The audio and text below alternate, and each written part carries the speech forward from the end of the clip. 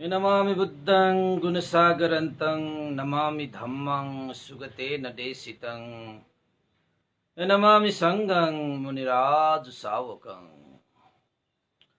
नमो बुद्धाय नमो धम्माय नमो संघाय। श्रद्धालु उपासक उपासिका तथा सधर्म प्रेमी महानुभावहरू, बिहानको 9 बजिसकेको छ र सदाझै हरेक बिहान 9 बजे हामी फेसबुक लाइभ धर्म देशना गर्ने क्रममा आज 459 भागमा हामी उपस्थित भइसकेका छौँ र यतिन्जेल फेसबुक लाइभ धर्म देशना सुनेर साथ सहयोग गरिदिनु हुने सम्पूर्ण देश विदेशका श्रद्धालु उपासक उपासिकाहरूमा सदाझै आज पनि म भिक्षु विमलो श्री सिद्धिमङ्गल बुद्ध विहार सिद्धिपुर साना गाउँ थसी महालक्ष्मी नगरपालिका वडा नम्बर 6 र बुद्ध मार्ग ललितपुरबाट सबैलाई आजको यो झरी परेको बिहानीमा चिसोले व्याप्त भएको यो बिहानीमा सबैलाई आज मैत्रीपूर्ण न्यानो न्यानो स्वागत टक्राउन चाहन्छु। आजको फेसबुक लाइभ धर्म देशनामा त उपासक उपासिकाहरू, हिजो जेठ पूर्णिमाको उपलक्ष्यमा हामीले महासमय सूत्रलाई संक्षिप्त रूपमा देशना गर्यौं। यद्यपि हामीले मिलिन्द प्रश्न नामक ग्रन्थबाट उपदेश गर्दै आइरहेको क्रममा कहाँनिरसम्म हाम्रो क्रमशः भइरहेको त भनेर प्रश्न गर्ने हो भने उत्तर यसरी आउँछ।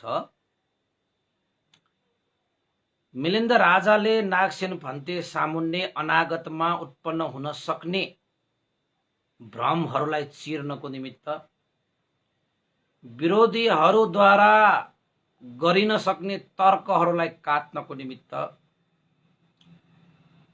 र अनागतमा बुद्ध शासनलाई अझै चिरस्थायी गर्दै लानको निमित्त नागसेन भन्ते जस्तो विद्वान पण्डित भएको समयमा यसरी विरोधीहरूले तर्क र भ्रमित पार्न सक्ने मेन्दक प्रश्नहरू, डोढारो द्विधारे प्रकारको देखिने, अनागतमा भ्रम उत्पन्न हुन सक्ने यस्ता भ्रमको क्षतिहरू अनागतमा विरोधीहरूले नगरून् भन्नको खातिर मिलिन्द राजाले नागसेन भन्तेलाई भगवान बुद्धको पूजा बारेमा, यानी कि बुद्ध पूजा बारेमा के कस्तो अर्थ छ, विरोधीहरूले व्यर्थको पूजा भनेर यसरी भ्रम पार्न सक्न, तर्क गर्न सक्छ भनेर, यदि भगवान बुद्ध यो संसारमै रहेको छ भने भगवान बुद्ध पनि अरू प्राणीहरू सरह नै सामान्य भए, त अरू प्राणीहरू जस्तै सामान्य भए भने उहाँलाई गरिएको पूजा त्यति आनिशंस त हुँदैन, त्यसको पनि अर्थ भएन। यदि भगवान बुद्ध संसारबाट मुक्त भएर महापरिनिर्वाण भएर जानु भइसकेको हो भने जब यो संसारमै नभएको व्यक्तिलाई हामीले पूजा आजा गर्दै गर्दाखेरि संसारमै नभएको व्यक्तिले पूजालाई स्वीकार गर्ने त कुरै भएन। त यो स्वीकारै नगर्ने यो पूजा गरेर हामीले के लाभ पाउँछ, के अर्थ पाउँछ? दुवै हिसाबले पनि भगवान बुद्धलाई पूजा गरेको व्यर्थ ठहरिन्छ भनेर विरोधीहरूले अनागतमा तर्क गरेर सारा मान्छेहरूलाई भ्रमित पार्न सक्छ।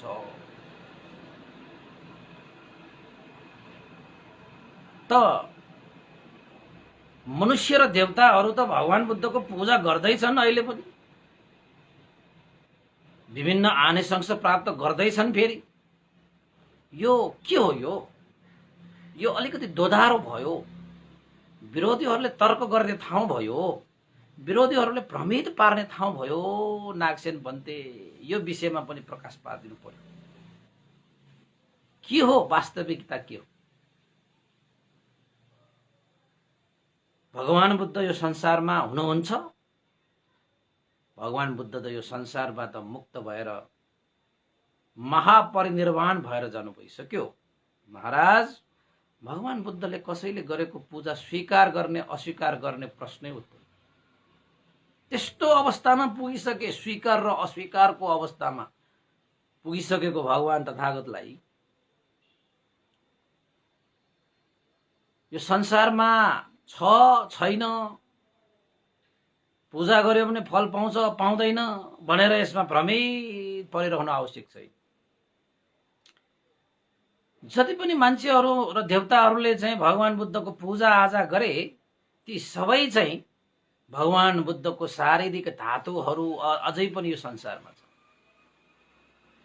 ती धातुहरूलाई पूजा आजा गरिसकेपछि भगवान बुद्धका गुणहरू स्मरण हुन्छ। अरहं सम्मा सम्बुद्धो विद्या चरण सम्पन्न, होइन? सुगतो लोकविदो अनुतरो पुरुषदम सारथी सत्ता देव मनुष्यानं बुद्धो भगवा इति। यस्ता गुण धर्महरूलाई सम्झिन्छ र गुणले हाम्रो हृदय शुद्ध हुन्छ। वैगुणीले हृदय फोहोर हुन्छ। त साधारण मान्छेहरूको गुणलाई मात्रै हामीले स्मरण गर्ने हो भने पनि हाम्रो मन सफा हुन्छ भने सम्पूर्ण क्लेशबाट रहित भइसकेका भगवान बुद्धको गुणलाई स्मरण गरेपछि के हुन्छ? त्यसैले संसारमा भगवान शास्ता महापरिनिर्वाण भइसक्दाखेरि पनि उहाँका शारीरिक धातुहरू यो संसारमा यथावत रूपमा छन् र हामी धातु पूजा गर्छौं। गुण स्मरण गरेर सबैको गुण त हुन्छ नि, सबैको गुण त हुन्छ। र अर्को कुरा, शारीरिक धातु मात्र होइन महाराज, भगवान बुद्धले बुद्ध गयामा बोधि वृक्ष मुनि प्राप्त गर्नु भएको बुद्धत्व ज्ञान यानी कि सम्बोधि ज्ञान, जुन सधर्मको रूपमा यो 10 लोक धातु जोजल्यमान हुने गरी धर्मको ज्योति, सधर्मको ज्योति उहाँले फैलाउनु भयो। त भगवान बुद्धद्वारा देशी त्यही सधर्मलाई मान्छेहरूले आचरण गरेर, पालन गरेर, धारण गरेर, यद्यपि भगवान शास्ता महापरिनिर्वाण भएर जानु भइसक्यो छैन संसारमा अहिले,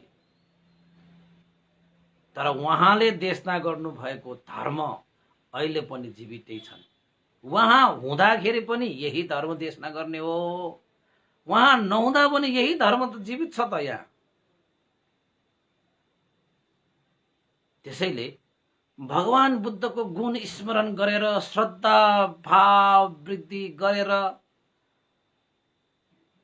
आस्था गौरव वृद्धि गरेर भगवान बुद्धले देशना गरिएका ती धर्महरूलाई मनमा धारण गरेर पालन गर्न सकियो भने त तीनवटै सम्पत्ति प्राप्त गर्न सकिन्छ। तीनवटै सम्पत्ति भनेको के हो? मार्ग सम्पत्ति, फल सम्पत्ति र निर्वाण सम्पत्ति। यद्यपि भगवान शास्ता संसारमा नहुँदा पनि, भगवान बुद्ध महापरिनिर्वाण भइसक्दाखेरि पनि हामीले बुद्ध पूजा गरेर,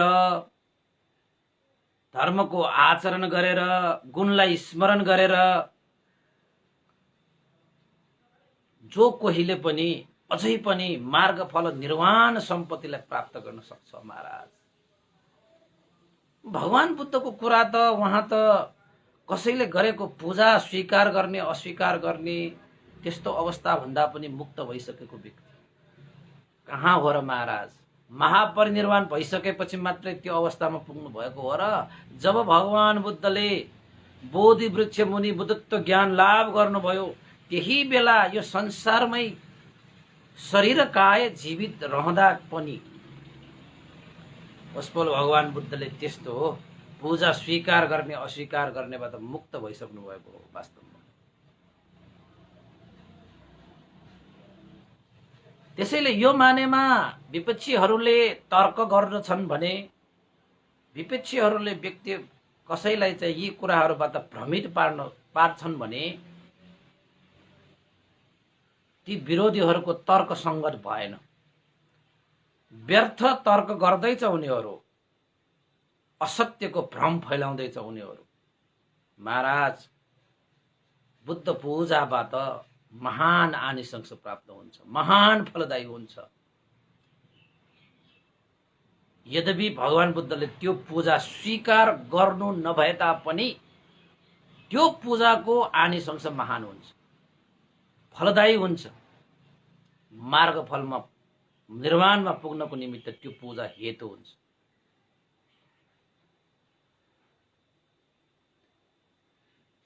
भन्ते नागसेन, अब यो कुरा त तपाईले भन्नुभयो, साधारण मण्ड बुद्धि पृथकजनहरूले यस्ता कुराहरूलाई बुझ्न गाह्रो होला। केही उपमा दिएर तपाईले यसलाई अझै प्रष्ट पार्नुभयो भने अनागतको लागि तर्कहरू काट्न र भ्रमहरू चिर्नको निमित्त सहयोग हुनेछ। अनागतमा तपाईँ जस्तो भन्थे होला नहोला त्यो बेग्लै कुरा हो, भएको बेलामा त त्यो विषयलाई चाहिँ उत्थान गर्नु पर्यो नि। भन्थे नागसेन, केही उपमाहरू दिएर बुझाउनुहोस्। त्यसपछि नागसेन भन्तेले मिलिन्द राजालाई बुद्ध पूजाको आनिसंस बारेमा केही उपमाहरू पनि दिनुभयो। धेरै उपमाहरू छन्, आज म कतिवटा सक्छु त्यति मात्र सकौँला। धेरै उपमाहरू दिएको छ यसमा चाहिँ, धेरै उपमाहरू। अब नागसेन भन्थे यति प्रकाण्ड विद्वान हो कि एउटै विषयलाई कयौं उपमा दिएर प्रष्ट पार्न सक्ने, भ्रमलाई चिर्न पार्न सक्ने, विरोधीहरूको तर्कलाई काट्न सक्ने र सधर्मको चिरस्थायीको लागि सधर्मको झण्डा गाड्न सक्ने व्यक्ति हो नि। त्यसैले पनि मिलिन्द राजाले अनागतको भविष्य देखेर नै उहाँले सोध्नुभयो। त नागसेन भन्तेले एउटा उपमा दिनुभयो, महाराज,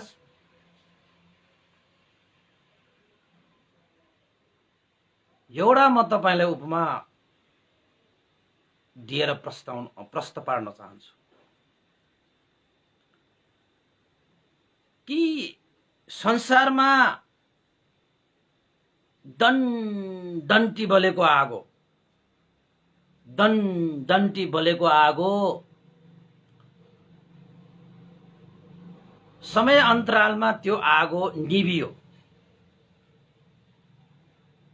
सुरुमा त डन्टी बलेको हो त्यो आगो, हैन? डन्टी बल्दाखेरि त त्यसमा घाँस राखे, दाउरा राखे, उसले त स्वीकार छ भनेको मतलब आगोले त जलाउँछ, छन्छन आगो वृद्धि हुन्छ। तर के महाराज, दन्ती बलेको आगो शान्त भइसकेपछि त्यसमा घाँस दाउराहरू राखिए भने त्यो आगोले त्यो घाँस दाउरा आदि इत्यादि कुराहरूलाई स्वीकार्छ कि स्वीकार्दैन? भन्थे जलिरहेको दन्ती बलिरहेको आगोले पो त त्यो घाँस दाउराहरू चाहिँ स्वीकार्छ। अब त्यो आगो त निभिसकेको भने अब त्यो आगोले कसरी त्यो घाँस दाउराहरू स्वीकार्छ त? स्वीकार्नै सक्दैन नि, स्वीकार्दैन। त के महाराज, दन्ती बलेर निभेको आगो शान्त भएर गयो भने कि अब संसारबाट आगो नै शान्त भएर गयो कि संसारमा अब आगो नै छैन? अग्नि नै विलीन भयो अब संसार? कि आगो दन्ती यो संसारमा बलिरहेकै समयमा मात्रै यो संसारमा आगो भइरहने हो र, अग्नि भइरहने हो र? अब त्यो आगोले घाँस दाउराहरू स्वीकार नगर्ने अवस्थामा पुगिसक्यो भने के अब संसारबाट कहीँ कतै पनि अब अग्नि भनेको चाहिँ हुँदै हुँदैन, अग्नि भनेको विलिनै भयो त महाराज। वीरेन्द्र नागसेन पन्तले भन्नुहुन्छ त्यसो त हुँदैन भन्थे। कसो हुन्छ त अब भन्थे नागसेन, यदि निभिसकेको आगोले घाँस दाउरा पात आदि इत्यादि स्वीकार गर्न नसके पनि या नगरे पनि यो संसारबाट अग्नि विलीन त हुँदैन। किनभने कोही मान्छेले फेरि अग्नि उत्पन्न गर्न चाह्यो भने एउटा मान्छेले दण्डन्ती बलेर शान्त भएको अग्निको अरनी मट्ठेर भनेको क्या, मट्ठेर भनेको अग्निलाई रेतेर भने जस्तो, त्यो अरनीलाई मथेर फेरि अग्नि निकाल्न सक्छ। संसारबाट अग्नि त विलीन त हुँदैन भन्थे, हुँदैन। तर त्यसको लागि चाहिँ अरनीलाई मट्ठेर उद्योग अभ्यास चाहिँ गर्नुपर्छ जो कोहीले पनि यदि अग्नि निकाल्ने हो भने भन्थे। कहाँबाट एकचोटि दण्डन्ती बलेको आगो शान्त भयो भन्दैमा संसारबाट अग्नि त कहाँबाट शान्त हुन्छ र? यहाँ त तपाईले हेतु प्रत्यय जोड्ने बित्तिकै अग्नि त फेरि निस्किन्छ। पहिला कहाँ बसिरहेको थियो त्यो अग्नि? कहीँ छैन अग्नि। तर अग्नि निकाल्नको निमित्त जुन कर्म गर्नुपर्ने छ, जुन चाहिँ धर्म गर्नुपर्ने छ, जुन उद्योग अभ्यास गर्नुपर्ने छ, त्यो गरिदियो भने त त्यो अग्निबाट त फेरि आगो निस्किन्छ भनेर भनिसकेपछि नागसेन पन्तले के भन्नुभयो त भन्दाखेरि, महाराज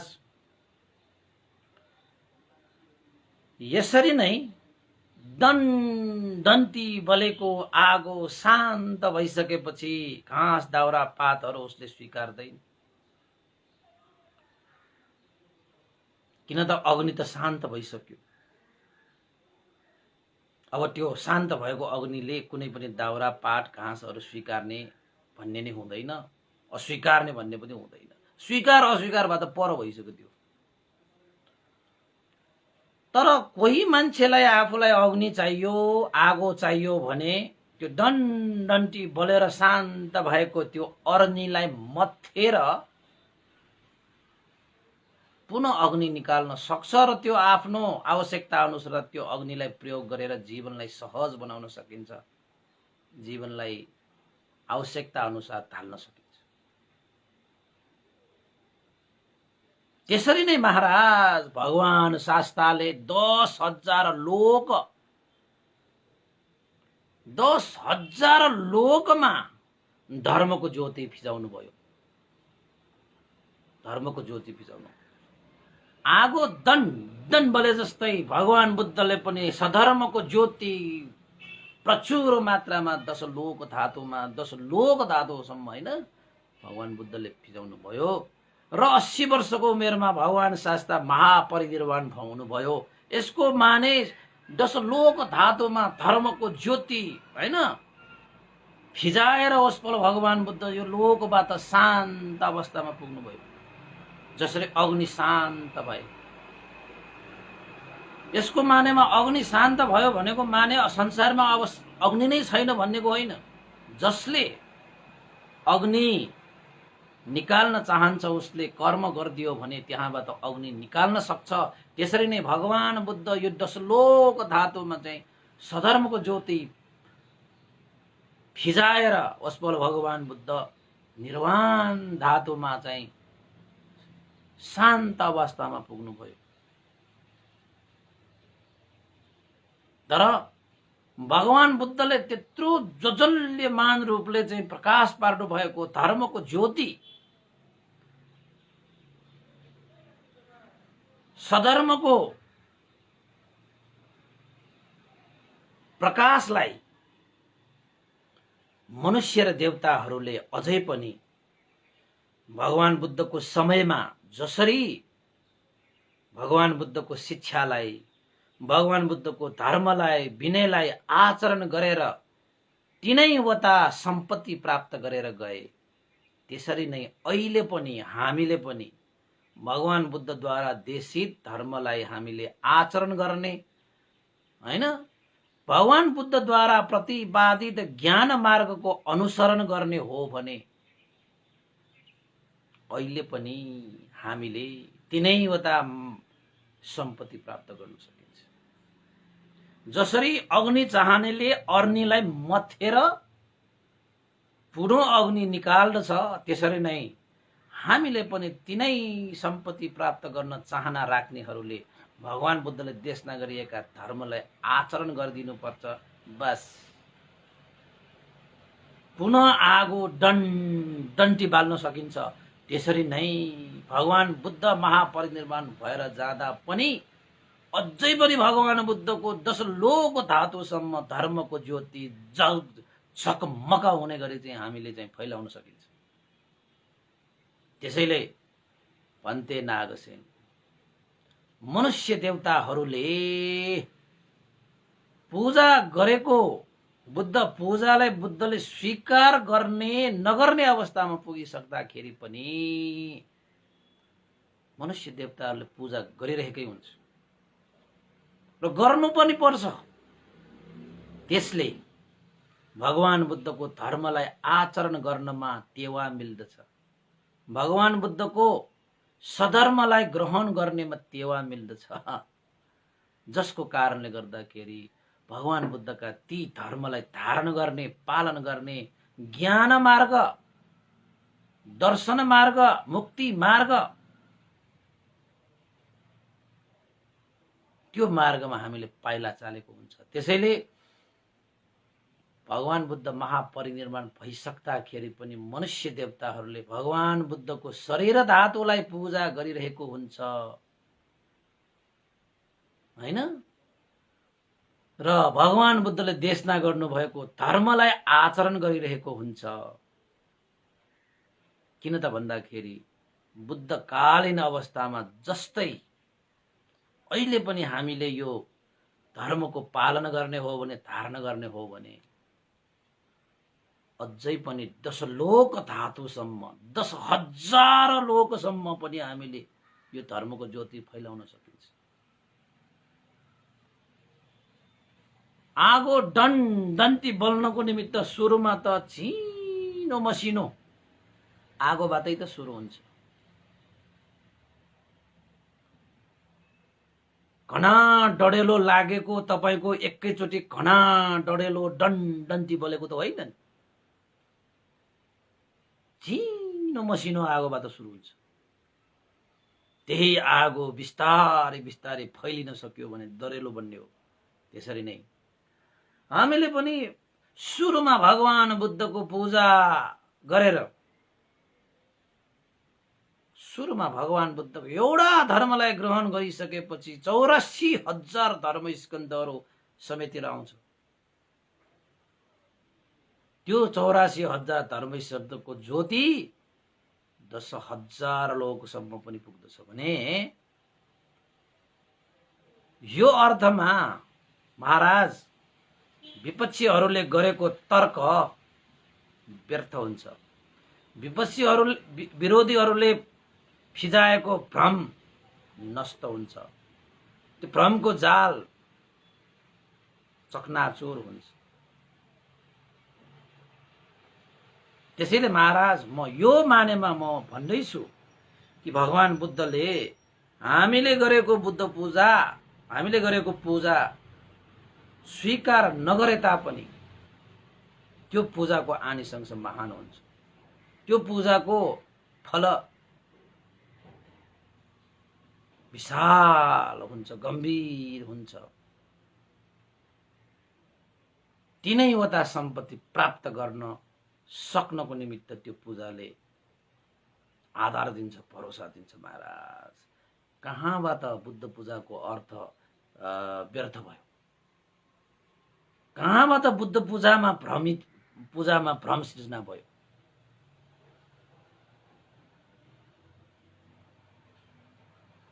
दनदन्ती बोलेको आगो शान्त हुँदैमा संसारबाट आगो विलीन भयो भन्ने हुँदैन। चाहना गर्नेले आगोलाई बाल्न सक्छ, अरूलाई मठेर आगो बाल्न सक्छ। त्यसरी नै भगवान बुद्ध हुँदाखेरि त यो संस्थानमा धर्म त जगमगाएको हो। अब भगवान बुद्ध महापरिनिर्वाण भइसकेपछि धर्म पनि लोप भयो भन्ने हुँदैन। इच्छा भएका, आकांक्षा भएका, श्रद्धा भएका, आस्था भएका, गौरव भएकाहरूले, तिनैवटा सम्पत्तिलाई प्राप्त गर्न चाहेकाहरूले भगवान बुद्धको त्यो धर्मलाई मथेर मन्थन गरेर, धर्मलाई आचरण गरेर, पालन गरेर पुनः अहिलेका मनुष्य र देवताहरूले पनि मार्ग फल प्राप्त गर्न सकिन्छ र निर्वाण पनि प्राप्त गर्न सकिन्छ भनेर एउटा उपमा दिनुभयो। कसले उपमा दिनुभएको? डाक्सेन भन्तीले मिलिन्द राजालाई बुद्ध पूजाको बारेमा एउटा उपमा दिनुभएको। अब हुन त संसारमा चाहिँ तर्क गर्नेले गर्न सक्छ नि। अब बुद्धै छैन रे, अब संसारबाट तरेर जानु भइसक्यो रे, त्यो बुद्धको पूजा गरेर के फाइदा हुन्छ भन्ने र तर्क गर्नेहरू पनि निस्केला। हामीले गरेका पूजाहरू त देवताहरू भनेको त छ भन्छन् हैन, उहाँहरू त छ, हामीले पूजा गरे, उहाँले स्वीकार्छन्। त्यसैले चाहिँ अर्थ छ त बुद्ध त छँदै छैन। अब निर्वाण प्राप्त भयो रे, संसारबाट विमुक्ति अवस्थामा पुगिसक्यो भनेपछि त अर्थ के भयो त? अब पूजा गरेको स्वीकार्दैन भन्ने अर्थ हुन सक्छ। धेरै मान्छेलाई लाग्न सक्छ, धेरै मान्छे अहिले पनि कति मान्छेलाई लाग्न, ए भगवान बुद्धलाई चढाएको फलफुल सिलफुल भगवानले खाने होइन भन्छन् हैन। त्यो एउटा श्रद्धा व्यक्त गरेको। श्रद्धा भएपछि न धर्मको आचरण गर्न सकिन्छ। भगवान बुद्धले देशना गरेका धर्मलाई श्रवण गर्न सकिन्छ। श्रवण गर्न सकिसकेपछि न तपाईले आफ्नो मनमा धारण गर्न सकिन्छ। त्यो धारण गरिसकेपछि न तपाईले पालन गर्न सकिन्छ। त्यसैले बुद्ध पूजाको अर्थ छैन भनेर भन्नुहुन्न, बुद्ध पूजा एउटा भ्रम मात्रै हो भनेर पनि भन्नु हुँदैन। बुद्ध पूजा महान आनिसंसले भरा पूजा हो। र त्यसपछि नागसेन भन्तेले मिलिन्द राजालाई अर्को एउटा पनि उपमा दिनुभयो। महाराज मिलिन्द, अर्को एउटा पनि म तपाईलाई उपमा दिन्छु। हुन्छ भन्दै थप स्पष्ट पार्नको निमित्त अर्को एउटा पनि उपमा दिन्छु। महाराज, कहिलेकाहीँ तपाईले देख्नु भएको छ होला, आँधी बेरीहरू आउँछन्।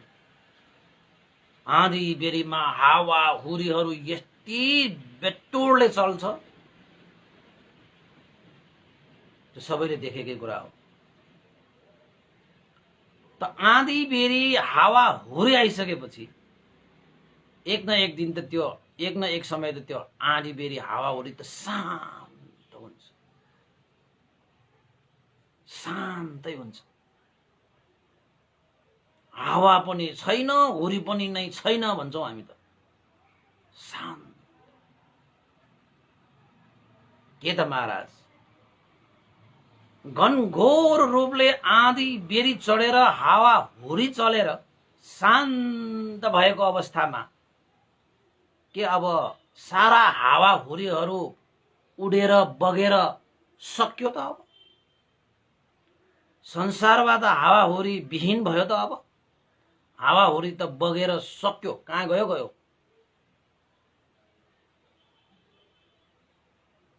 के अब संसारबाट हावा हुरी नै विहीन भयो र महाराज? त्यसो त हुँदैन भन्थे। हावा हुरी आएर बेटोडले बगेर गए पनि,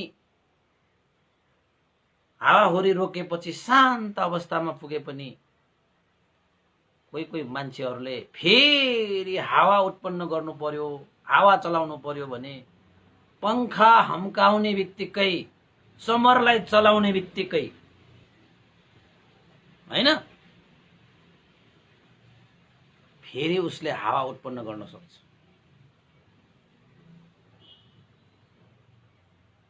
फेरि उसले चाहिँ हावा उत्पन्न गर्न सक्छ। यद्यपि हावा बगेर त कता गइसक्यो, गइसक्यो, कहाँ गयो, कहाँ कसरी गयो, कहाँ पुग्छ केही थाहा छैन। शान्त अवस्थामा पुग्दाखेरि अब चमर हल हल हम्काउनुहोस् त, तपाईँ पंखा हम्काउनुहोस् त, हावा त भइरहन्छ त, होइन? त्यसपछि नागसेन पन्तले भन्नुभयो, महाराज जसरी बेक्टोरले आँधीबेरी हावाहुरी आएर त्यो हावाहुरी शान्त भइसकेपछि त्यो हावाहुरी त्यो आँधीबेरीलाई फेरि चल्ने चाहना हुँदैन। त्यो चाहना नभएको भन्ने नै हुँदैन। उनीहरूलाई शान्त अवस्थामा पुगिसकेको छ, फेरि बहने चाहना पनि हुँदैन। किनभने महाराज आँधीबेरीहरू चाहना रहित हुन्छ। उनीहरूमा चाहना नचाहना भनेको हुँदैन, इच्छा अनिच्छा भनेको हुँदैन। उनीहरूको स्वभाव त बग्ने हो, स्वभाव त उनीहरूको बहने हो।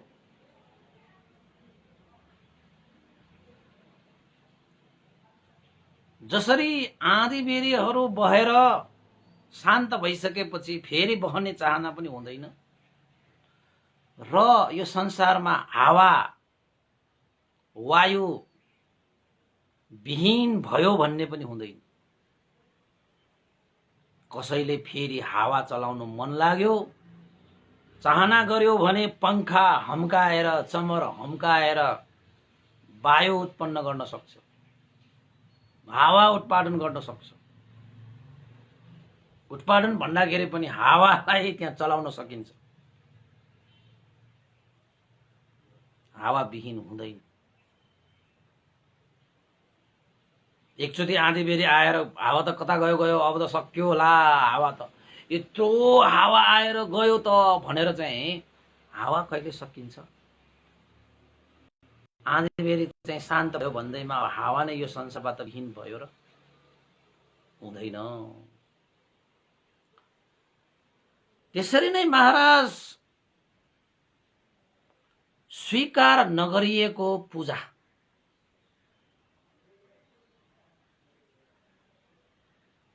अर्थ व्यर्थ छ भन्ने विपक्षीहरूको तर्क गलत छ। किनभने भगवान बुद्धले पनि 10,000 लोकसम्म शीतल स्वच्छ शान्त मैत्री करुणा रूपी हावा बहाएका थिए। मैत्री करुणाको हावा बगाएका थिए 10,000 लोकमा। आँधी बेरी आएको जस्तो त्यति बेला चाहिँ भगवान बुद्धले बुद्धत्व प्राप्त गर्ने बित्तिकै यो सारा लोकमा चाहिँ मैत्री र करुणाको त्यस्तो हावा चलाएको थियो। 45 वर्षसम्म हावा चलाएको थियो। 45 वर्षसम्म भगवान बुद्धले हावा मैत्री र करुणाको वायु चलाइसकेपछि 80 वर्षको उमेरमा भगवान बुद्ध महापरिनिर्वाण हुनुभयो। यसको मतलब आँधीभरि चलेर शान्त भएको जस्तो भगवान बुद्ध पनि महापरिनिर्वाण भइसकेपछि त शान्त हुनुभयो। आँधीभरि चलिसकेपछि शान्त अवस्था भएपछि संसारबाट हावा विहीन भयो भन्ने हुँदैन। त भगवान बुद्ध महापरिनिर्वाण भइसकेपछि उहाँको मैत्री करुणाको त्यो वायु अब छैन भन्ने हुँदैन। जसले आँधीबेरी शान्त भइसकेपछि पंखा र चमरलाई चलाएर हावा निकाल्दछ आफूलाई चाहे अनुसारको। अहिले त तपाईको आधुनिक जमानामा त फ्यान चलाउनुस् न। तपाईँ हावा चलाउनु भने तपाईको कोठामा फ्यान त चलाउने हो। म पनि चलाउँछु, तपाईँ पनि चलाउनुहुन्छ होला। जति ठुलो फ्यान चलायो त्यति ठुलो हावा आउँछ, हावा चल्छ के त्यहाँ।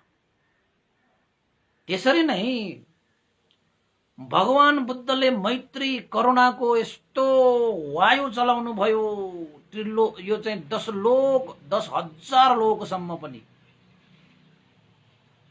भगवान बुद्ध महापरिनिर्वाण हुँदाखेरि शान्त अवस्थामा पुगेका थिए। तर तपाईलाई त्यही मैत्री र करुणाको हावा अझै पनि संसारभरि चलाउने हो भने, तपाईको जीवनमा चलाउने, तपाईको परिवारमा चलाउने, तपाईको समाजमा, तपाईको राष्ट्रमा, तपाईको देशमा, तपाईको संसारमा, त्रिलोकमा चलाउने हो भने अझै पनि तपाईले भगवान बुद्धले देशना गरिएका 84,000 धर्मस्कन्धको पंखा चलाउने हो। 84,000 धर्मको समर चलाउने हो। 84,000 चलाउन नसके पनि तपाईले कमसे कम एउटा त पंखा चलाउनुस्, धर्मको पंखा, धर्मको चमर। त फेरि पनि यो संसारमा मैत्री करुणा रूपी सधर्मको हावा चल्नेछ। तपाईको जीवनमा पनि चल्नेछ, तपाईको परिवारमा पनि चल्नेछ, तपाईको समाजमा पनि चल्नेछ, तपाईको नगर सहर राष्ट्र संसारभरि त्यसरी नै चल्नेछ, त्रिलोकमा चल्नेछ। त्यसैले यद्यपि भगवान बुद्ध अनुपादिशेष निर्वाणलाई साक्षात्कार गरिसक्नु भएको छ, उहाँ शान्त अवस्थामा पुगिसक्नु भएको छ, हैन? फेरि आँधी बेरी चलेर गइसकेपछि फेरि फर्केर आउँदैन। उनीहरू गएपछि गयो, फर्केर आउने चाहना पनि हुँदैन। त्यसरी नै भगवान बुद्धहरू शान्त अवस्थामा पुगिसकेपछि चाहना रहित भइसकेका व्यक्ति तपाईले गरेको पूजालाई स्वीकार गर्ने अस्वीकार गर्ने त्यस्ता अवस्थाबाट मुक्त हुनु भइसकेको छ। तर स्वीकारै नगरेको त्यो पूजा व्यर्थ भन्ने विरोधीहरूको तर्क खण्डित यसरी हुन्छ कि भगवान बुद्धले त्यो पूजा स्वीकार गरे नगरेकोमा सवाल होइन, तपाईले भगवान बुद्धले देशना गर्नु भएको धर्मलाई पालन गरे या गरेन भन्ने सवाल हो। भगवान बुद्ध यो संसारमा विद्यमान छ छैनको सवाल होइन, भगवान बुद्ध यो संसारमा अस्तित्व छ छैनको सवाल होइन। भगवान बुद्धले प्रतिपादित गरिएका ज्ञान धर्महरू, धर्म विनयहरू, शिक्षाहरू, मार्गहरू, निर्देशनहरू, सधर्महरू त यो संसारमा व्याप्त छ। त्यो धर्मलाई तपाईले पालना गरे गरेन भन्ने सवाल हो।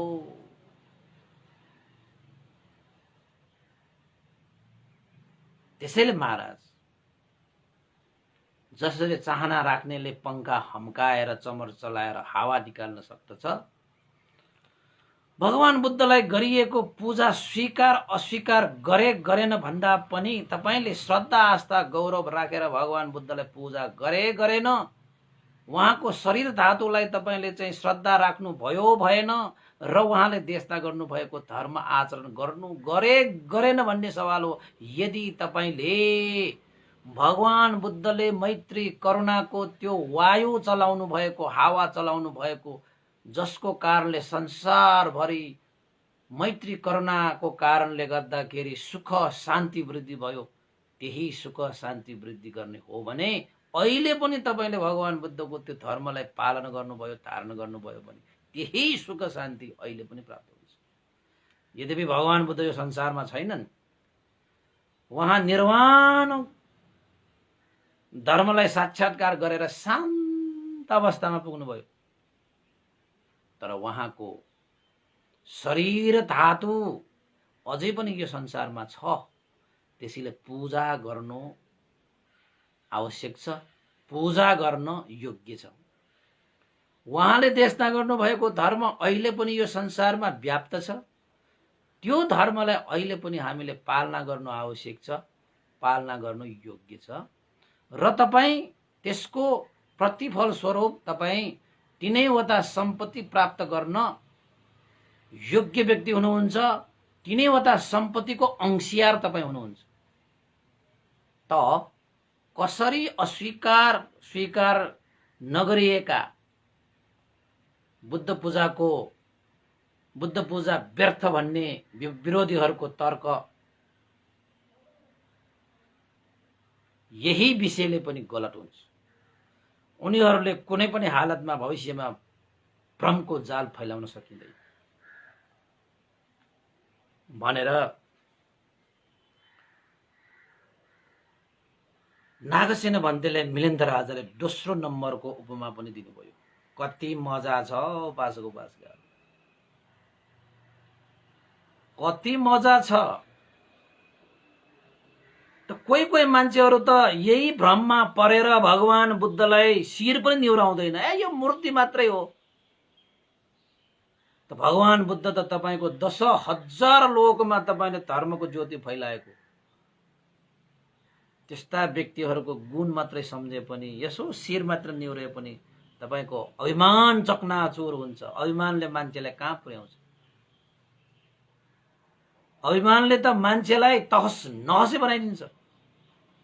त्यस्तो तहस नहस बनाउने त्यस्ता अकुशल धर्मलाई भगवान बुद्धको प्रतिमा अगाडि तपाईले शिर निहुराउने बित्तिकै तपाईको त्यो अकुशल अभिमान तहस नहस जीवनलाई पार्ने त्यस्ता अकुशल धर्महरू तपाईले निरोध गर्न सक्नु भनेको तपाईको लागि कति ठुलो आनिसंस भयो। किन त भन्दाखेरि भगवान बुद्धको सधर्म भनेको लोभबाट रहित भएको, द्वेषबाट रहित भएको, मोहबाट रहित भएको। लोभ द्वेष मोह सहगत भएको धर्म होइन नि। वहाँ भगवान बुद्ध लोभ द्वेष मोह सहगत भएको व्यक्ति होइन नि, त्यहाँ भन्दा मुक्त भइसकेको व्यक्ति भएको कारणले त्यस्ता व्यक्तिहरूको सामुन्ने तपाईले शिर मात्र निहुराए पनि तपाईको अभिमान नाश भएर जान्छ।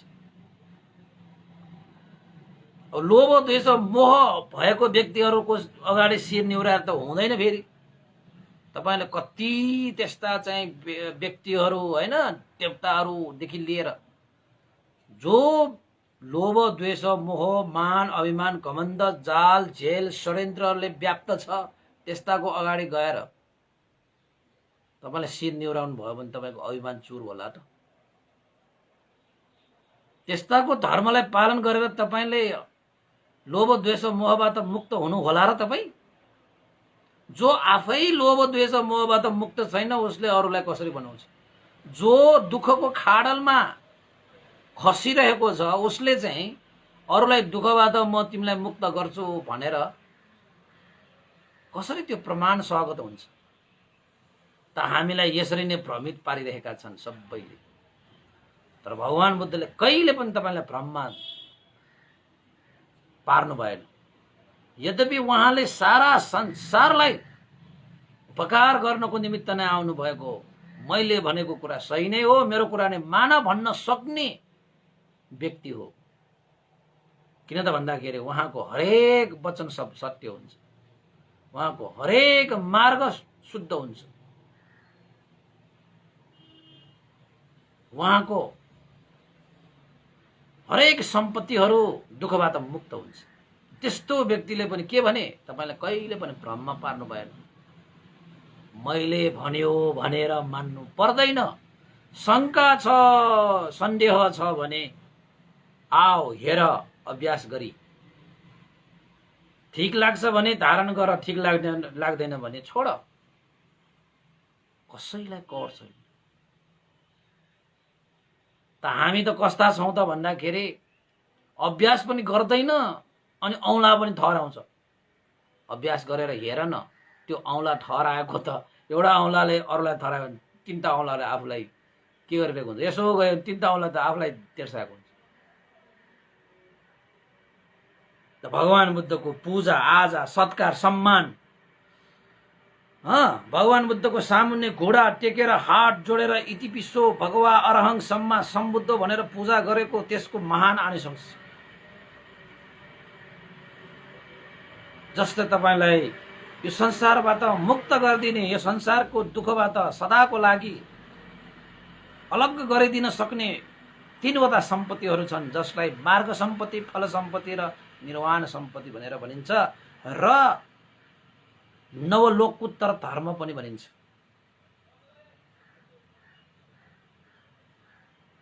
तपाईले भगवान बुद्धलाई हेर्नुस् मात्रै, त्यसलाई बुद्धानुसति भनिन्छ।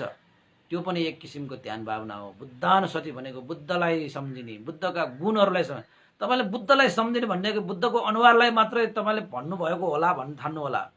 होइन। बुद्धलाई सम्झिने भनेपछि बुद्धको गुणहरूलाई सम्झिने। बुद्धको गुणहरू भनिसकेपछि उहाँको त्याग, तपस्या, होइन, उहाँमा भएको विशेषता, उहाँमा भएको महिमा, मैत्री, करुणा, यस्ता यस्ता कुरा जसले तपाईँको हृदयलाई शीतल पार्दछ, तपाईँको हृदयलाई निर्मल पार्दछ, तपाईँको हृदयलाई विमल पार्दै लान्छ। त्यसैले नागसेन भन्तीले भन्नुभयो, महाराज विपक्षीहरूको तर्क गरिएको पूजा भगवान बुद्धले स्वीकार्दैन भने अस्वीकार पनि गर्दैन, स्वीकार पनि गर्दैन, अस्वीकार पनि गर्दैन। उहाँ त स्वीकार र अस्वीकारबाट मुक्त हुनुभयो नि त। त्यसैले संसारमै नभइसकेको भगवान बुद्धलाई पूजा गर्नु व्यर्थ हो भन्ने विपक्षीहरूको तर्क गलत हो, सत्य होइन, सत्य होइन। अहिले पनि मनुष्य र देवताहरूले भगवान बुद्धको धातु, शरीर धातुलाई पूजा गरेर, उहाँको धर्मलाई पूजा गरेर तिनैवटा सम्पत्ति प्राप्त गर्दै गरिरहेका कयौं छन्। अहिले मात्र होइन, भविष्यमा पनि हुनेछन्। भनेको मतलब नागसेन भन्ते र मिलिन्द राजाको त्यो यो संवाद करिब भगवान बुद्ध महापरिनिर्वाण भइसकेपछि 500 वर्ष, अहिलेको हिसाबबाट 2100 वर्षको हाराहारीमा भयो। ल, त्यति अगाडि भएको, त्यो समयमा देश नभएको, यो त्यो समयमा भएको संवाद अहिले हामी चाहिँ पढ्दैछौँ। ल, अहिले हामी देशना गर्दैछौँ। ल, अहिलेको यो समयको लागि चाहिँ नागसेन भन्ते र मिलिन्द राजाले कति योगदान पुर्याएर जानुभएको रहेछ। ल, भन्नुहोस् त, कति विश्लेषण गरेर जानुभएको रहेछ। ल, हेर्नुहोस् त, अहिले हामीलाई हेर्नुहोस् त, तपाईँहरूलाई हेर्नुहोस् त, कति मजा भयो उहाँहरूको चाहिँ संवाद, त्यो विश्लेषणले। त्यही भएर मान्छेहरू, उपासक उपासिकाहरू, तपाईँले आज गर्नुभएको काम भविष्यमा इतिहास बन्छ। त्यो कसैको लागि आदर्श बन्छ, कसैको लागि मार्ग बन्छ, कसैको लागि हौसला बन्छ, कसैको लागि प्रेरणा बन्छ, कसैको लागि जीवन हुन्छ। त्यसैले सही काम गर्नुहोस्, अहिले राम्रो काम गर्नुहोस्। अहिले भविष्यमा गएर त्यही कसैको जीवन बन्न सक्छ, कसैको लागि आदर्श, कसैको लागि मार्ग। त्यस्तो यदि बन्छ भने अहिले सम्यक मार्ग नै किन तयार नपार्ने, सत्य मार्ग नै किन तयार नपार्ने? मलाई भविष्यको के मतलब, के हुन्छ, कसो हुन्छ? तपाईको अहिलेको कर्म भविष्यको लागि एउटा प्रतिबिम्ब बन्छ। त्यसैले अहिले तपाईँ जे गर्दै हुनुहुन्छ सोचेर गर्नुहोस्, मनन गरेर गर्नुहोस्, चिन्तन गरेर गर्नुहोस्। एकचोटि बोल्नको लागि 10 चोटि सोच्नुहोस्, एउटा पाइला चाल्नको निमित्त 10 चोटि सोच्नुहोस्। मेरा यी पाइलाहरू भगवान बुद्धले देशना गरिएका तीनैवटा सम्पत्ति प्राप्त गर्नको निमित्त यो मेरो यो पाइला आधार भइरहेको छ कि छैन, भरोसा भइरहेको छ कि छैन? मैले बोलेका एक एक शब्दहरू भगवान बुद्धले देशना गर्नुभएको शीतल शान्त निर्वाण प्राप्तिको लागि, मार्ग फल प्राप्तिको लागि यी शब्दहरू आधार भइरहेका छन् कि छैनन्? सोच्नुहोस्। सोच्ने दिमाग छ, ग्रहण गर्ने हृदय छ, धारणा पालना गरेर तपाईको चाहिँ कर्म गर्ने यी हातहरू छन्, टाढा टाढासम्म पुग्ने यी खुट्टाहरू छन्। चाल्नुहोस् सही ठाउँमा, गर्नुहोस् कर्म हातले, बोल्नुहोस् मिठा वचनहरू, सोच्नुहोस् सकारात्मक चिजहरू, धारण गर्नुहोस् सधर्महरू। बस तपाईको भविष्यलाई, तपाईको अनागत समयलाई जोजल्यमान हुनबाट कुन चाहिँ त्यो बाँडलले रोक्छ? बरु सूर्यलाई बाँडलले छेक्न सक्ला, त्यस्तो सधर्मलाई कुनै पनि मारले छेक्न सक्दैन। त 2000 भन्दा बढी समय अगाडिको यो नागसेन भन्देर मिलिन्द राजाको यो संवाद एउटा ग्रन्थको रूपमा अहिले हाम्रो लागि चाहिँ आदर्श भएको छ, हाम्रो लागि मार्ग भएको छ हैन, हाम्रो लागि हौसला भएको छ छैन? त मान्छेहरूले जे पनि गर्छन् मानव उसको चाहिँ अनागत भनेकै छैन जस्तो, आफूले मन चाहे जस्तो बोल्दै हिँड्छ, मन चाहे जस्तो गर्दै हिँड्छ, मननले चाहे जस्तो सोध्दै हिँड्छ, मानौ उसको भोलिको दिनै छैन जस्तो, आजै मात्रै हो जस्तो जे पनि गर्छन् हैन? त्यसैले उपासक उपासिकाहरू, नागसेन भन्देले मिलिन्द राजालाई अर्को एउटा पनि तपाईलाई म एउटा चाहिँ अब समय त बाँकी छ, अर्को एउटा पनि उपमा चाहिँ दिनुभएको थप्नु पर्ला। महाराज अर्को एउटा पनि उपमा सुन्नुहोस्। भगवान बुद्धलाई गरिएको पूजाको आनिसंस महान छ। भगवान बुद्धलाई गरिएको पूजा विशाल छ। यदि कुनै एउटा मान्छेले ढोलक बजाएछ, ढोलक मलाई थाहा छैन यसो बजाउने के त्यो बजाउन टुमटुम टुमटुम गर्छ नि, एउटा मान्छेले मजाले ढोलक बजाएपछि के हुन्छ? आवाज निस्किन्छ, मधुर आवाज निस्किन्छ, मजाले कानै हल्का हुने गरी आनन्दित हुने गरी हैन? तर के त्यो मजाले बजिएको त्यो ढोलक बजाउन छोड्यो भने त्यहाँबाट आवाज निस्किन्छ? निस्किँदैन नि। यसको माने यो होइन कि ढोलक बजाउँदाखेरि जति पनि आवाज निस्कियो अब त्यो रोकेपछि आवाजै विहीन भयो भन्ने हुँदैन।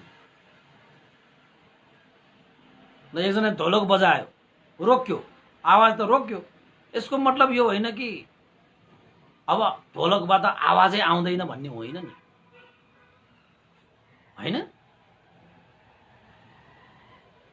जुन आवाज चाहिँ ढोलकबाट निस्किएको छ त्यो आवाज एकचोटि बजाउँदाखेरि एकचोटि निस्किन्छ, त्यही आवाज दोहोरिँदैन नि। फेरि बजायो भने फेरि निस्किन्छ। त्यसरी हो नि आवाज निस्किरहेको, एउटै आवाज त्यो दोहोरिएको त होइन नि। त नागसेन भन्देले के भन्नुभयो? ढोलक बजाएर निस्किएको आवाज दोहोरिन्छ र महाराज भन्थे? त्यसरी दोहोरिँदैन। एकचोटि बजायो भने एकचोटि निस्किने हो, दुईचोटि बजायो भने दुईचोटि निस्किने हो। एकचोटि निस्किएको आवाज बजिसकेर त्यो त शान्त भएर जान्छ र अर्को आवाज निकाल्नको लागि अर्को हातले ढोलक बजाउनु पर्छ। यदि आवाज दोहोरिँदैन भने के त अब ढोलकबाट आवाजले विहीन भयो त महाराज? त्यसरी त हुँदैन भन्थे। यदि कसैले ढोलकबाट आवाज निकाल्न चाहन्छ भने फेरि फेरि उसले बजाइदियो भने त्यो ढोलकबाट फेरि फेरि जतिपल्ट बजाउँछ त्यतिपल्ट आवाज आउँछ। त्यो आवाज कहाँ बसिरहेको, कहाँ बिलाएर गएको भन्ने कसैले थाहा हुँदैन। कहाँ गयो गयो, त्यो त शान्त भएर गएको। त्यसैले ढोलकबाट उत्पन्न भएको आवाज पनि शान्त भएर गए, आवाज त निस्केर गयो। कता गयो गयो, त्यो त शान्त भएर गयो। र अर्को कुरा, ढोलकबाट साउन्ड निस्केर गइसकेपछि अब ढोलकमा साउन्डै विहीन भयो, साउन्डै सक्यो भन्ने हुन्छ र? कहिले कहिले हुन्छ त्यस्तो? जस्तै तपाईको कोठामा 5 जना मान्छे थियो रे, 5 जना बाहिर निस्कियो भने त त्यो कोठा त खाली हुन्छ। तर ढोलकमा कतिवटा आवाज थियो भन्ने कसलाई थाहा छ? यतिवटा उतौटा आवाज भन्ने नै हुँदैन त्यसमा। जति पटक बजाउँछ त्यति पटक के हुन्छ? आवाज त निस्किन्छ। त्यसो भए त्यो आवाजहरु कहाँ बसिरहेको थियो त्यसरी निस्कियो त? थाहा छ तपाईहरुलाई? आवाज त थियो त, कहाँ थियो? त्यस्ता कुराहरू प्रतिक्रियाबाट उत्पन्न हुने चीजहरू भनेको यहाँ बसिरह्यो त्यहाँ बसिरह्यो भनेर भन्न सकिँदैन।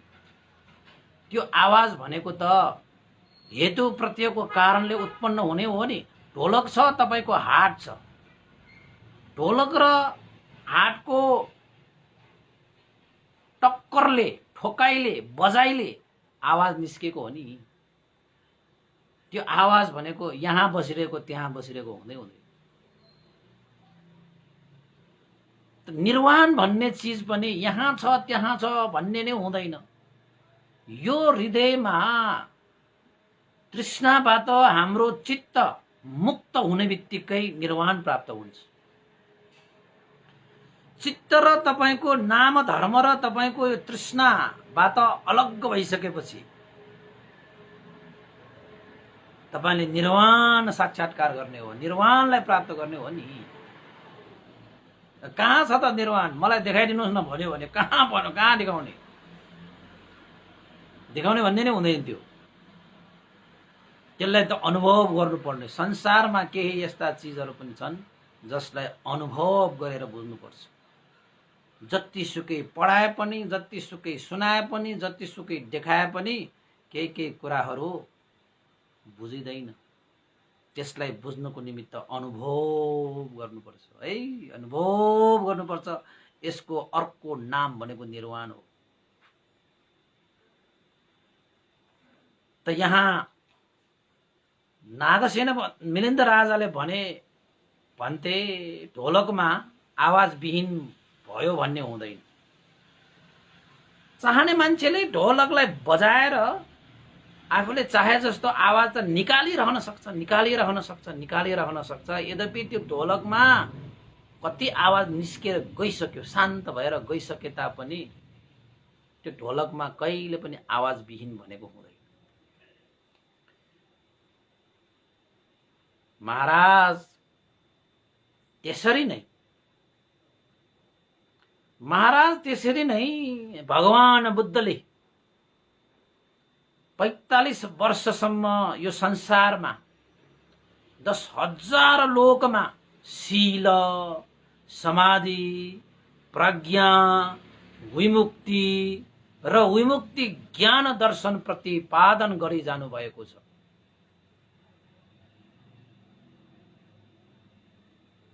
हैन? त्यस्तो शील, समाधि, प्रज्ञा, विमुक्ति र विमुक्ति ज्ञान दर्शनलाई प्रतिपादन गरेर जानु भएको छ भने जसले ढोलक बजाएर आवाज निकाल्न चाहन्छ उसले हात बजाइसकेपछि आवाज निकाल्दछ। त्यसरी नै भगवान बुद्धले देशना गरिराख्नु भएको धर्म विनय,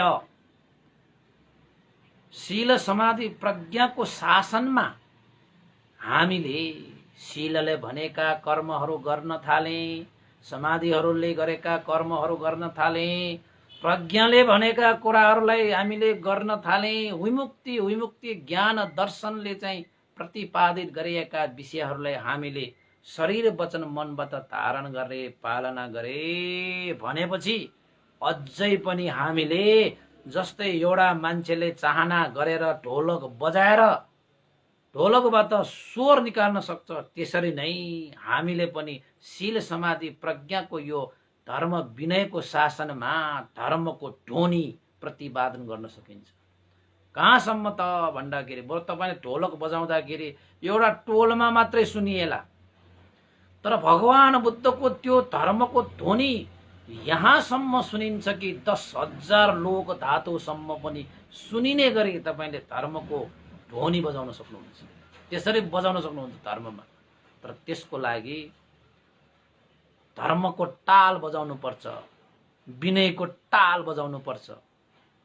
त्यहाँबाट निस्केको त्यो आवाज यति मधुर हुन्छ, धर्म विनयबाट निस्केको शील, समाधि, प्रज्ञा रूपी र विमुक्ति ज्ञान दर्शन रूपी सुरहरू 10,000 लोकमा पनि त्यो स्वर गुन्जिन्छ। त्यसलाई धर्मको ध्वनि भन्छ। धर्मको ध्वनि गुन्जियोस् भनेर एउटा चाहिँ हाम्रो धर्मको एउटा चाहिँ गाना छ नि, नु बच्चाचार्यले त्यो सङ्गीत गर्नुभयो हैन। यदि कसैले पनि धर्मको ध्वनि प्रतिपादित गर्न सक्छ, आचरण गर्न सक्छ, धारण गर्न सक्छ भने भव संसारबाट मुक्त भएर जान सक्छ, दुःखबाट मुक्त भएर जान सक्छ, सदाको लागि शान्त भएर जान सकिन्छ। ढोलकमा बजेको त्यो ध्वनि फेरि बजेर त्यो शान्त भइसकेपछि फेरि फर्केर आएर ढोलकमा आउँदैन र त्यो ध्वनिलाई फेरि ढोलकमा आएर बज्ने चाहना पनि हुँदैन। त्यो ढोलकले त्यो आवाज स्वीकार्दा पनि स्वीकार्दैन भनेको मतलब अस्वीकार पनि त गर्दैन, स्वीकार अस्वीकारबाट पर भइसकेको हो। त्यसरी नै भगवान बुद्धले 10,000 लोक धातुमा सधर्मको ध्वनि फिजाएर जानुभएको छ, फैलाएर जानुभएको छ। 45 वर्षसम्म, 80 वर्षको उमेरमा उसपल भगवान बुद्ध महापरिनिर्वाण हुनुभयो, शान्त अवस्थामा पुग्नुभयो। यसको माने यो होइन कि अब भगवान बुद्ध नै महापरिनिर्वाण हुनु भइसक्यो भने अब भगवान बुद्धको त्यो धर्मको ध्वनि अब विहीन भयो संसारबाट भन्ने कहिले पनि हुँदैन। भगवान बुद्धले देशना गरिएका ती धर्महरूलाई जसले अभ्यास गर्छ, अध्ययन गर्छ, त्यस्ता व्यक्तिहरूले अझै पनि ती धर्म र विनयबाट तिनैवटा सम्पत्तिलाई प्राप्त गर्न सक्छ। मार्ग, फल, निर्वाण धर्मलाई साक्षात्कार गर्न सक्छ। त्यसैले भगवान बुद्धले हामीले गरिएका पूजा स्वीकार नगरे तापनि त्यो पूजाबाट हामीले भगवान बुद्ध प्रति श्रद्धा, आस्था, गौरव राखेर भगवान बुद्धले देशना गरिएका धर्म विनयलाई पालना गरेर उसपल भगवान बुद्धको शरीर धातुलाई पूजा गरेर उसपल भगवान बुद्धले देशना गरिएका धर्मलाई धारण पालन गरेर धर्म पूजा गरेर अहिले पनि हामीले सम्पूर्ण दुःखबाट मुक्त भएको अवस्था निर्वाण धर्मलाई साक्षात्कार गर्न सकिन्छ भने, मार्ग फल प्राप्त गर्न सकिन्छ भने भगवान बुद्धलाई गरिएको पूजा कसरी व्यर्थ हुन्छ, विरोधीहरूको यो व्यर्थ हुन्छ भन्ने तर्क गलत साबित हुन्छ। के हुन्छ? गलत साबित हुन्छ। भएन त गलत? विपक्षीहरूले यदि भ्रमको जाल फैलाउँछ भने त्यो भ्रमको जाल पनि चकनाचुर हुन्छ। त्यसैले बुद्ध पूजा गरिएको स्वीकार अस्वीकारबाट निष्फल हुँदैन, यसको फल अवश्य पाउँछ। महाराज, बुद्ध पूजाको फल निष्फल हुँदैन। भगवान बुद्ध स्वयंले पनि भन्नुभएको छ, अनागतमा यस्ता भ्रमका जालहरू फैलाउनेहरूबाट सुरक्षित हुनको निमित्त, तर्कहरू गर्नेहरूबाट सुरक्षित हुनको निमित्त भगवान बुद्धले पनि भन्नुभएको छ, हे आनन्द, तथागत महापरिनिर्वाण भएपछि भिक्षुहरूलाई कसले निर्देशन गर्ला भनेर चिन्ता नगर, पीर नमानु। भगवान बुद्ध हुँदाखेरि त यत्रो भिक्षु सङ्घलाई भगवान बुद्धले निर्देशन गरे अनुसार उनीहरूले आचरण गरेर मार्गफल निर्वाण धर्म प्राप्त गरेर गए। तर भगवान बुद्ध महापरिनिर्वाण भएर जानुभयो भने कसले निर्देशन गर्ला यी भिक्षुहरूलाई, सङ्घलाई कसरी चाहिँ सञ्चालन गर्ला भनेर चिन्ता लिनु पर्दैन, पीर मान्नु पर्दैन। किन त भन्दाखेरि म तथागत महापरिनिर्वाण भएर गइसकेपछि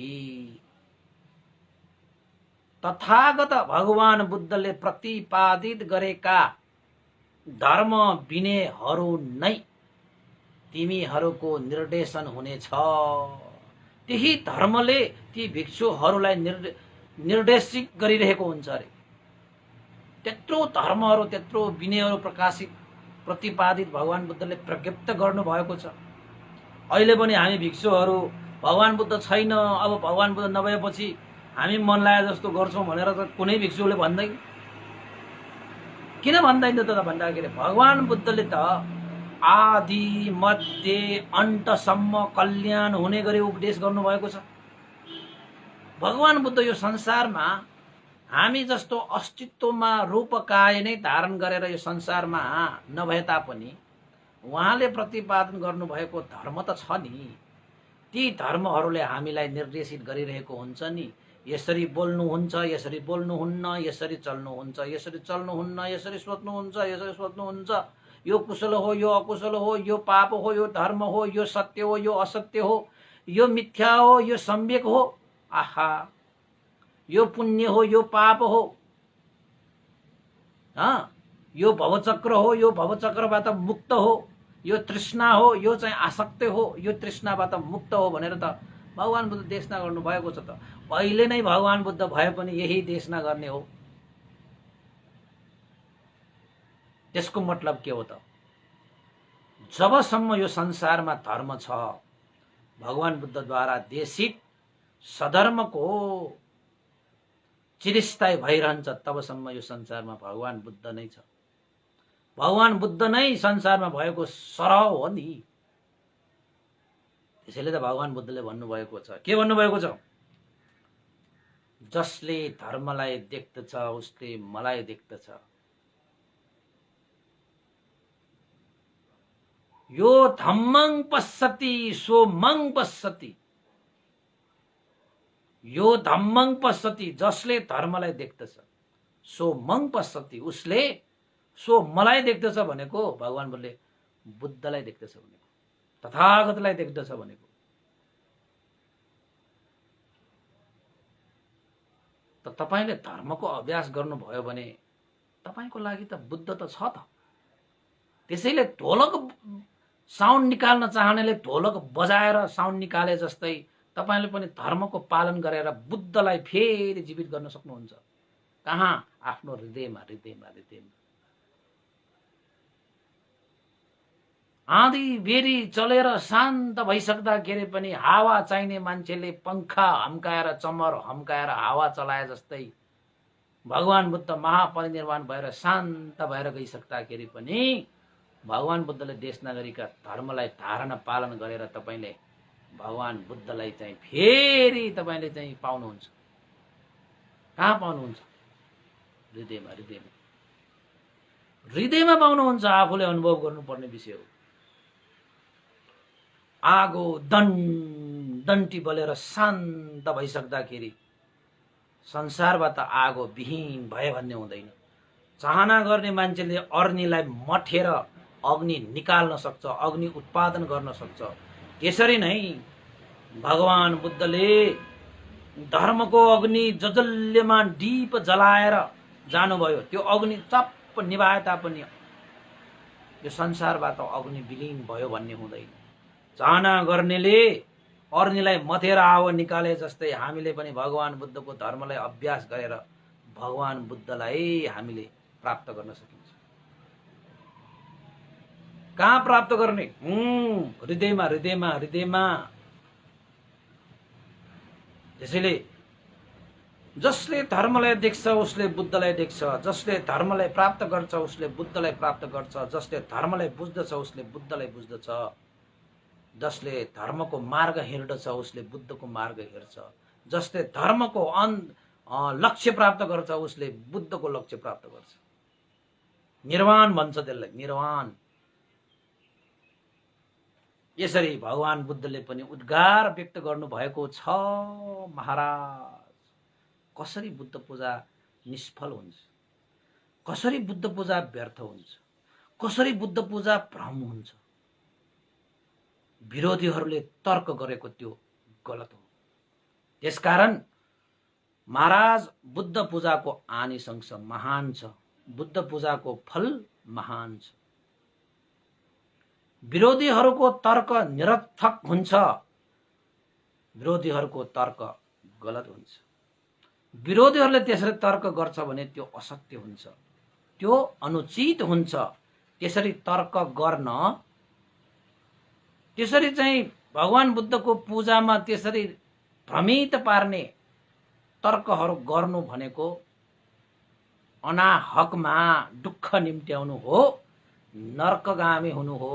किन भन्दाखेरि त्यो मिथ्या दृष्टिमा पर्यो नि। त्यसैले भगवान बुद्धका यी पूजाहरूमा यो अर्थ छैन, व्यर्थको कुरा नाना थरीका भन्न थाल्यो भने नर्कगामी हुन्छ। मिथ्या दृष्टिमा परेको कारणले दुःखलाई आफैले निम्त्याएको हुन्छ। किन भन्दाखेरि उसले अनुचित कुरा गरिरहेको छ, कर्म गरिरहेको छ, असत्य मार्ग हिँडिरहेको छ र गलत तर्क गरिरहेको छ भने त्यसको गति नर्कगामी हुन्छ। ल उपासक उपासिका आजलाई यति मात्र गर्नु पर्ला। कति मजा छ है यो नागसेन भन्ते र मिलिन्द राजाको संवाद, त मजा छ। धेरै बाँकी छ उपासक उपासिकाहरू यसको। त अहिले हामीले चाहिँ तपाईको करिब करिब यो चाहिँ कति 50 भाग गयो, 30-40 भाग त गयो होला नागसेन भन्तेको। भनेपछि अझै 100 भाग होला। फेरि डराएर बस्नु होला, ओहो त्यस्तो भन्ला। फेरि सुन्ने नि, सुनाउने मान्छेको यहाँ घाँटी दुखेको छैन, कान तपाईको दुख्नुपर्छ। सुन्ने नि, सिक्दै जाने सिक्दै जाने। जिन्दगी नै एउटा अध्ययन हो कि अभ्यास हो कि। त्यसैले भगवान बुद्धले के भन्नुभयो, जिन्दगी भर अध्ययन र अभ्यास गर। बस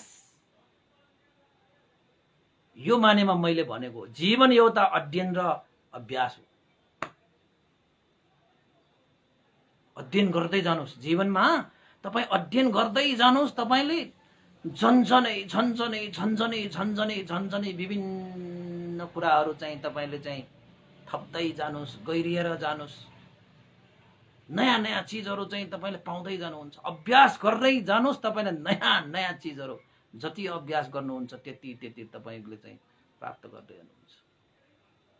त्यसैले जीवन एउटा अध्ययन र अभ्यास हो। अन्तिम श्वास, च्युति चित्त भन्छ त्यसलाई, त्यो श्वाससम्म पनि अध्ययन गर्नुस्, अभ्यास गर्नुस्। तपाईको जीवन सफल हुन्छ। त्यसैले कहिले पनि अध्ययन गर्न नछाड्नुस्। भयो अब त पुग्यो, यति गरेपछि त पुग्यो भन्ने विषय अध्ययनको लागि त्यो होइन, त्यो अरूको लागि होला। त्यो अभ्यास गर्ने क्रममा भयो, यति अभ्यास गरिसके मैले, अब पुग्यो भनेर कहिले पनि नभन्नुस्। जीवनको अन्तिम श्वाससम्म पनि अध्ययन गर्नुस्, अभ्यास गर्नुस्। त्यो हामी गरिरहेको छौँ कि। म पनि अहिले अध्ययन पनि गरिरहेको छु, अभ्यास पनि गरिरहेको छु।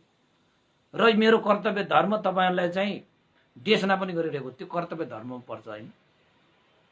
तपाईहरु पनि जिन्दगीमा आफ्नो क्षेत्रमा अध्ययन गर्नुस्, अभ्यास गर्दै जानुस्। कहिले पनि पछि नहट्नुस्। मानिमित्त अडिगम मरे, कहिले पनि पछाडी नआउनुस् रे, अगाडि बढ्नुस् रे। के जिन्दगी भनेको पछाडी हट्नको लागि होइन, अगाडि बढ्नको लागि हो रे। त्यो विपश्यना ध्यान भावनामा यो तर्क चाहिँ यो यो यो यो यो यो वाक्य चाहिँ लागू हुन्छ कि अगाडि बढ्ने, अगाडि बढ्ने। त्यसैले उपासक उपासिकाहरू भगवान बुद्धको धर्ममा तपाई अध्ययन गर्नुस्, अभ्यास गर्दै जानुस्। जीवनका रहस्यहरू एकपछि अर्को खुल्दै जानेछन्। जीवनका सत्यहरू तपाईले पाउँदै जानुहुनेछन्, असत्यहरू नाश हुँदै जानेछन् हैन। र तपाईले एक न एक दिन मार्ग र फल निर्वाण धर्मलाई साक्षात्कार गर्नुहुनेछ। यस्तो मार्ग तपाईले पाइरहनु भएको छ। तपाई कता सुख शान्ति पाउने धर्म त यता आउनुस् हैन। सुन्नुस् नागसेन भन्देर मिलिन्द राजाको हैन। त उपासक उपासिकाहरू आजको लागि मैले देशमा यही क्रमशः गरेँ र अन्तमा पुण्यानुमन गर्नु आवश्यक छ र आजको यस पुण्यको अनुभवले श्रद्धेय गुरुवर ज्ञानपूर्णिक मास्तिर भन्ते लगाएर श्रद्धेय गुरुवर स्याडो उपनिता विमर्शलाई यो पुण्य लाभ भई उहाँहरूको सुगति निर्माण कामना गरेँ। सम्पूर्ण गुरुजनहरू र देवताहरू, अमनुष्यहरू, सत्व प्राणीहरू र तपाईँ हामीका बितेर जानुभएका ज्ञाति बन्धुहरू जति पनि छन् उहाँहरूको लागि पनि यो पुण्य लाभ भएर उहाँहरूको हित सुख होस् र तपाईँहरू प्रत्यक्ष अप्रत्यक्ष धर्म देशना सुनिरहनु हुने जति पनि उपासक उपासिकाहरू हुनुहुन्छ उहाँहरूको लागि पनि यो पुण्यको अनुभवले जीवन अध्ययन र अभ्यास भनिएको वाक्य अनुसार तपाईहरूले अहिले देशना गरिएको यो उपदेशलाई अध्ययन पनि गर्न सकोस् र जीवनमा अभ्यास पनि गर्न सकोस्। बस यति भए पुग्छ। भवतु सब मङ्गल। आज धेरै उपासक उपासिकाहरू नाम त मैले चाहिँ छैन जस्तो छ, आजलाई त भयो जस्तो छ है। फेरि कहीँ छुटिएको छ भने चाहिँ मलाई भन्नुहोस् है, यहाँ चाहिँ लिस्टमा चाहिँ छैन जस्तो, त्यही भएर मैले भनिदिइहालेको उपासक उपासिकाहरूलाई है। ल साधु काटिनुहोस्। इदं नो ज्ञातिनं होतु सुखितावन्तु ज्ञातयो। इदं नो ज्ञातिनं होतु सुखितावन्तु ज्ञातयो। इदं नो ज्ञातिनं होतु सुखितावन्तु ज्ञातयो। एतावता चाम्मेहि सम्भतं पुण्यसम्पदं सब्बे देवानुमोदन्तु सम्भ सम्पत्ति सिद्धिया। एतावता चाम्मेहि सम्भतं पुण्यसम्पदं सब्बे सत्तानुमोदन्तु सम्भ सम्पत्ति सिद्धिया। एतावता चाम्मेहि सम्भतं पुण्यसम्पदं सब्बे भूतानुमोदन्तु सम्भ सम्पत्ति सिद्धिया। साधु साधु साधु। भवतु सब मङ्गलं। सबैको दिन मङ्गलमय होस्, कल्याणमय होस्।